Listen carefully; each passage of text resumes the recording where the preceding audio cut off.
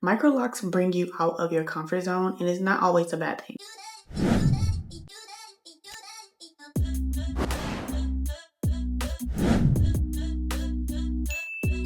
I'm Moena Sharee, and welcome back to another video. If you guys have never been here before, make sure you click the subscribe button down below, become part of the family. I'm going to be talking about my microlocs, and if you are interested in getting microlocs, this video is definitely for you. It's currently November the 7th, really coming up on the 11th month, to be honest, but this video is going to be made in advance of that so you guys can see it. I'm going to be doing my makeup today while I talk to you guys about 5 things that I have learned about my microlocs, or just microlocs in general since having them, and these are things that you should definitely know if you're thinking about getting microlocs. This is how my microlocs are looking after 11 months. Look at it, y'all. Look at all the growth. So today I'm going to be doing more of like a cold girl fall look. First product I'm using is this Morphe spray with, this is their mini continuous prep and set mist. So I love this. I'm going to put this on before I put any of the makeup on.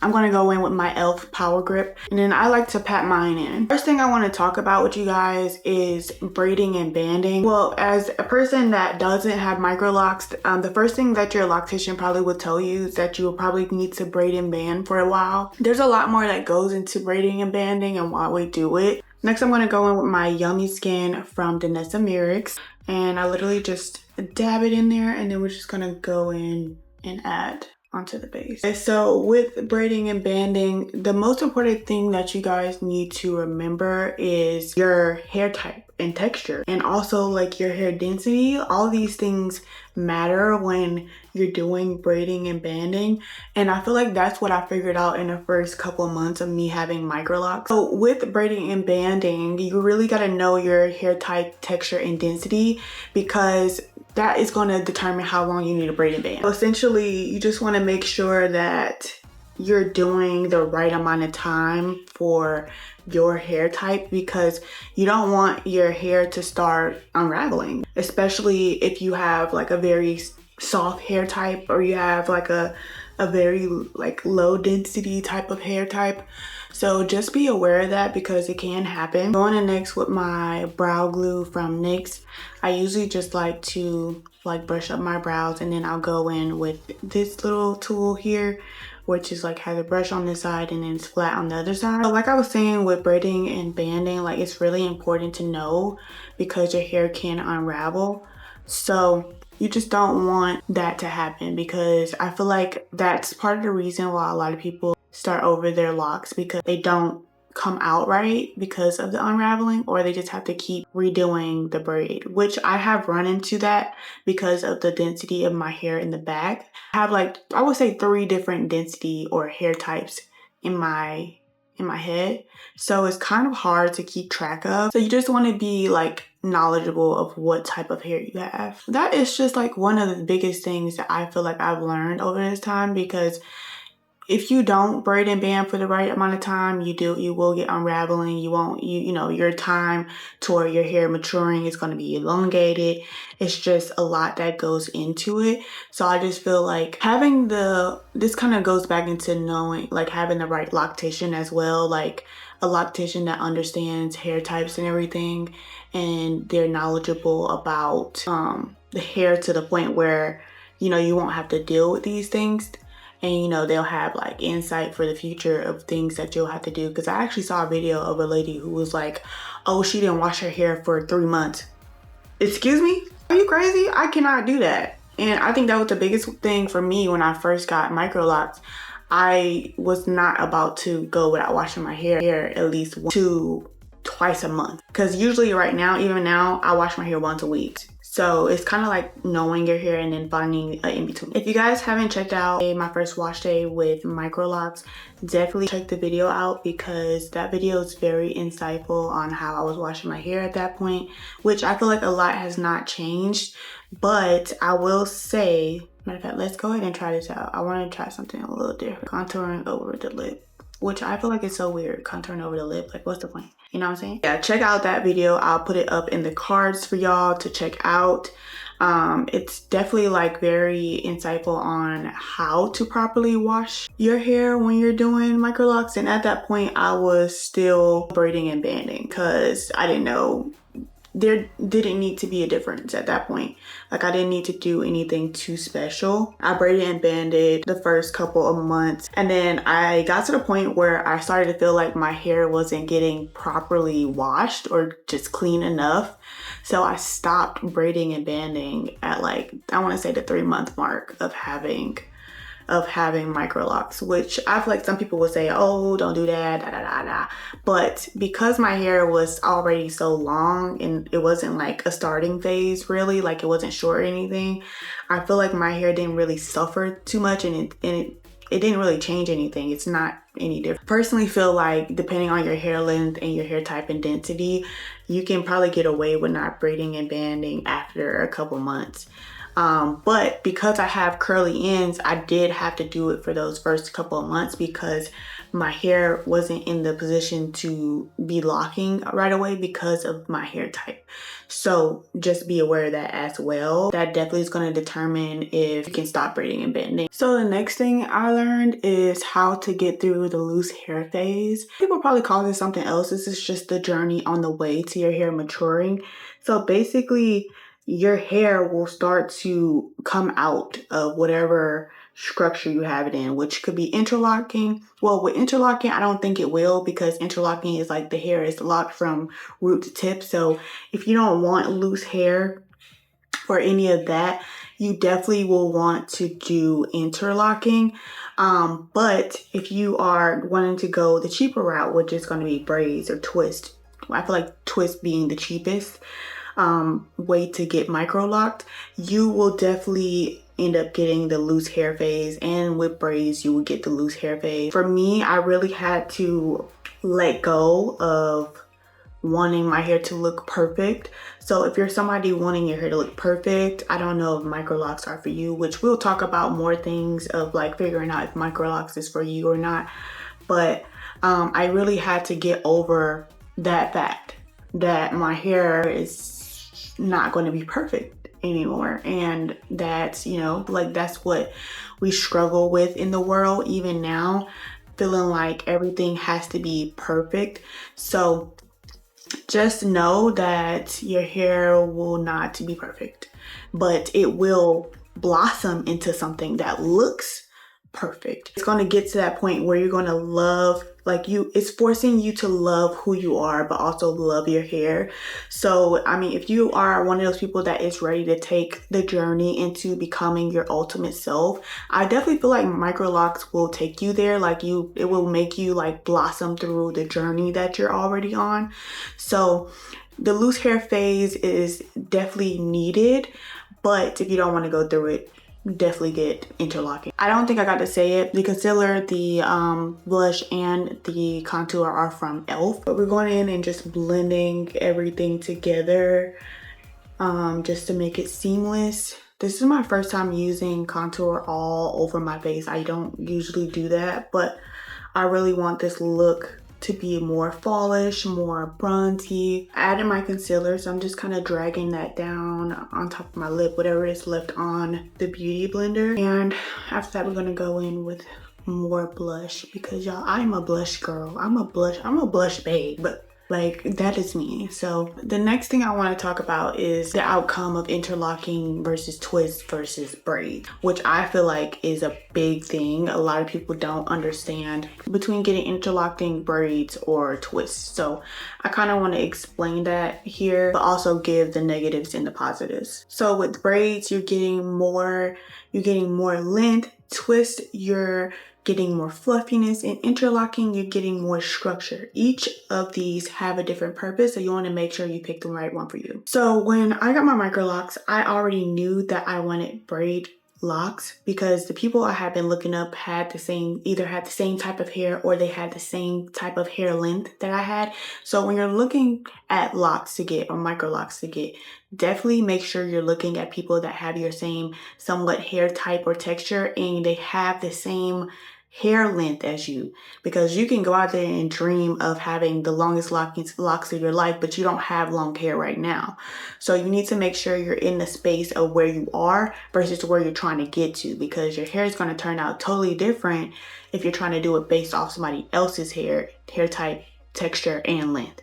So definitely make sure you're finding somebody that like kind of meshes, find somebody that meshes all of that together for you. I'm using the Laura Mercier setting powder to contour my face a little bit more. I feel like I always mess up on this side, and I feel like it's just knowing the right pressure, especially with makeup.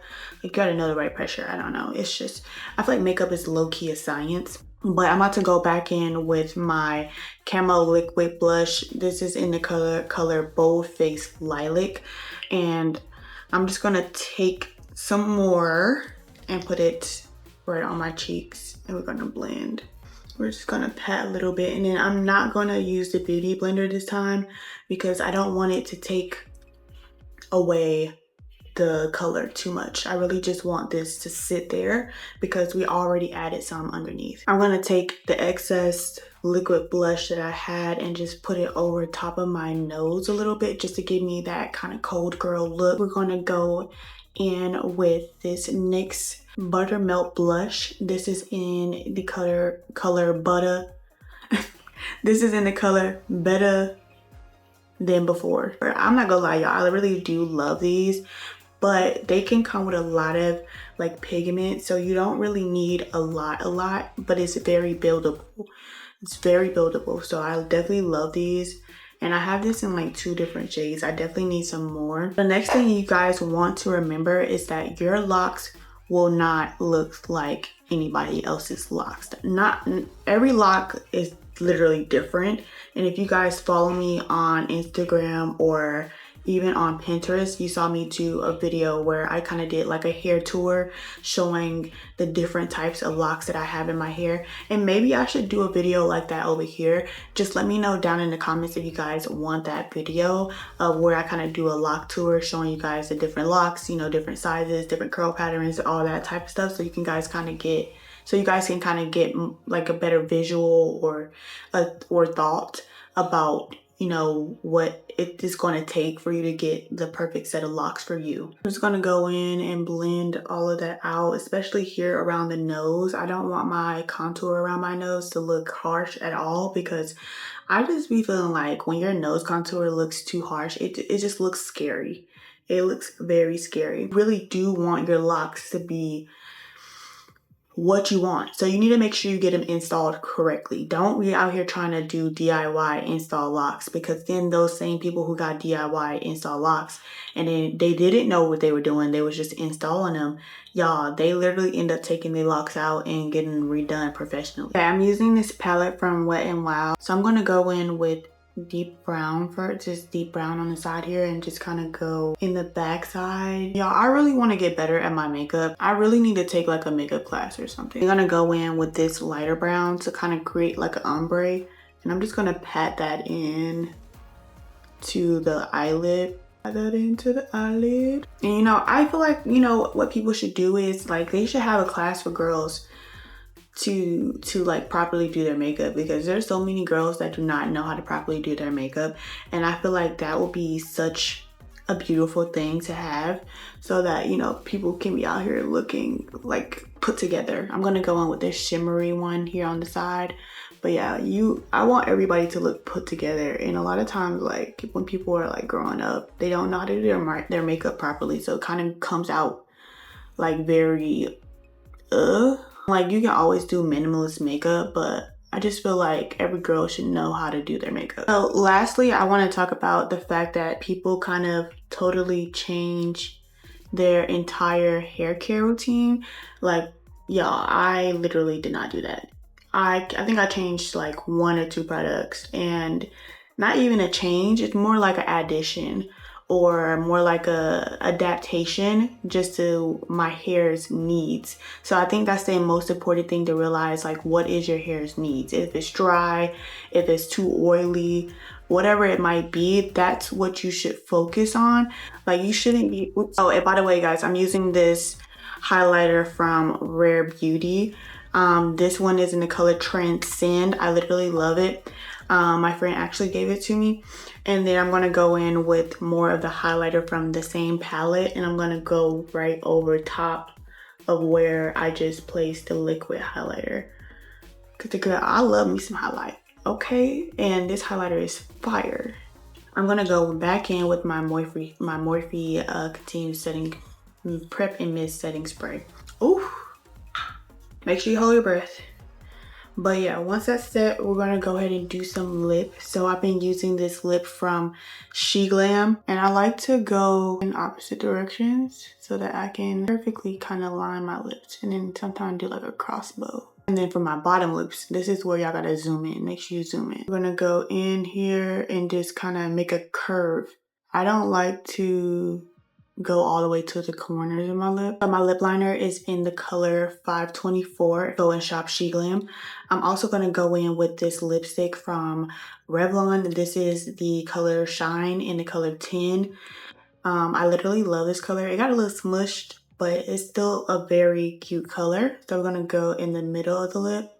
And I literally just usually pat it in. I don't do too much. And then I just put together. And then I like to go over the top with a gloss. So I still use the Ruby Kisses from the beauty supply store just to give it more of a glossy look. And I love having like a Brat Stall type of look on my lips. And that is my lip, guys. That is my lip. I literally love it. I do it every single time. Other than that, I'm just going to add some mascara, and we're going to finish off this top. I'm using this mascara from Ulta Beauty. This is their Twisted Volume. And y'all, I literally love this because I be feeling like, well, my lashes are already naturally long, but you guys know I don't really wear lashes really.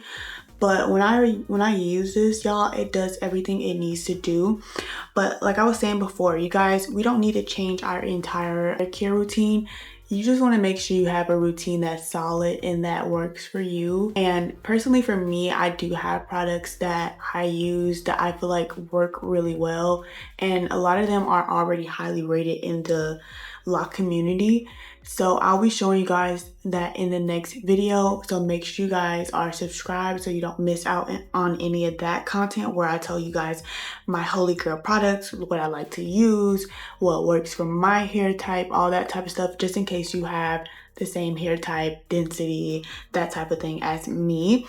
But other than that, y'all, I literally love this makeup look so far. It's definitely different and out of my comfort zone. We can say the same thing about Microlocs.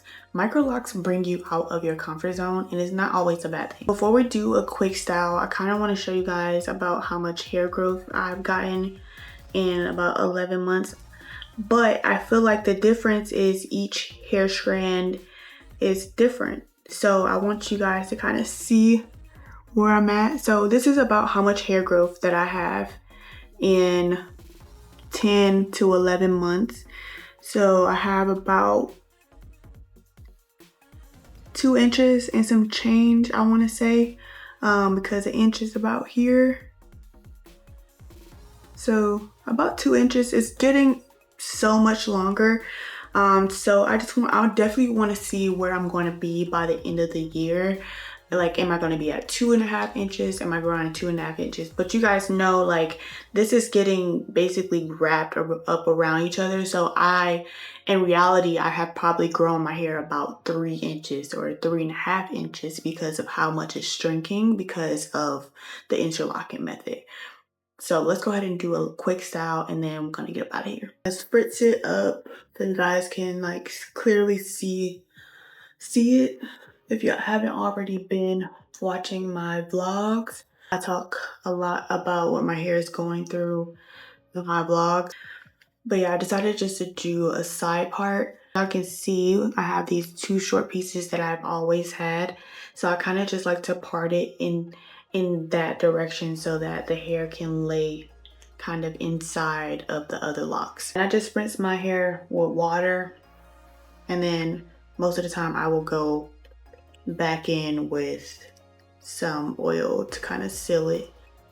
But yeah, this is what my hair is looking like. This is how long it is right now, how long it's gotten, the thickness. As y'all can see, my hair looks totally different than when I first started. So all the tips or just things that I told you guys today about what I learned. Hopefully you guys take that into consideration when getting your Microlocs, and definitely don't forget to like, comment, subscribe, join the family. I'll be back with more videos.